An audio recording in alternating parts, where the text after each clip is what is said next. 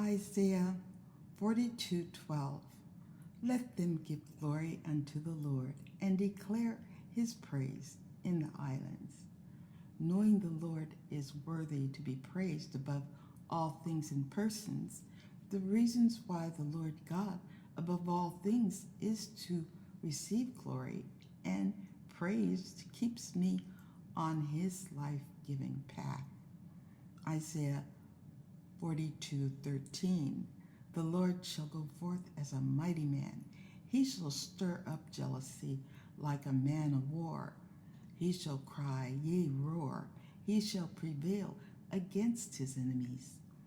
I am delighted to know the Lord does not just sit back and suffer abuse from those he has created.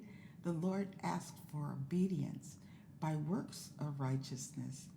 I have learned the Lord God would not be that which God is without the way of reviving and upholding the works of righteousness and correction for the soul's benefit.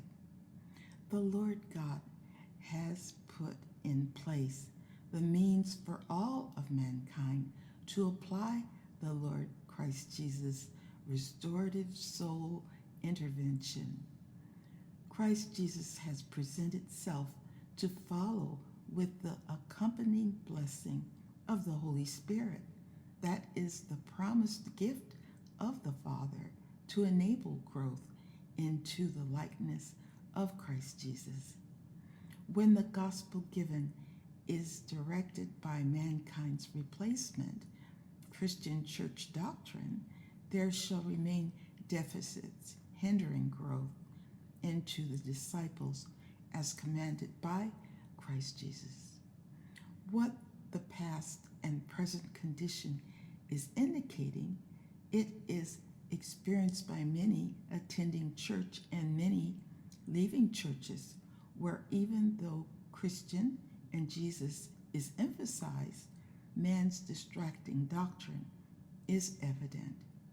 It is becoming more prevalent that the things Christ Jesus had emphasized to be lived and taught in being disciples and making disciples, for there to be growth in knowledge of the Lord God's way. I have known many people to have left the Christian church of many denominations when the effort has been to promote a denomination against or competing with other denominations. It is noted the reason many have lost their desire to attend and support an organization is due to the reality that Christ Jesus' leadership and doctrine is absent. The doctrine that has been given to lead his believers, those committed to be of his body, was not and is not being employed for the relationship of fellowship with Christ Jesus and the Father to be evident as intended. 1 John 1:2.